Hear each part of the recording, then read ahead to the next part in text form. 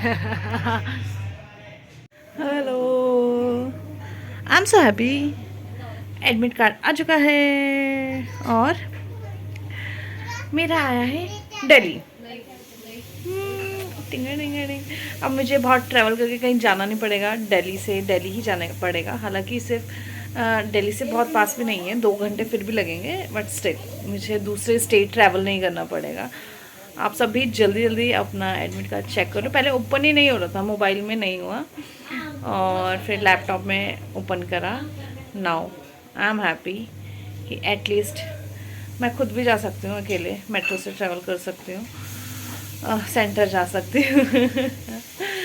और ठीक है, कल इतना सर्च करा कि आ रहा नहीं है, नोटिफिकेशन नहीं, कुछ नहीं।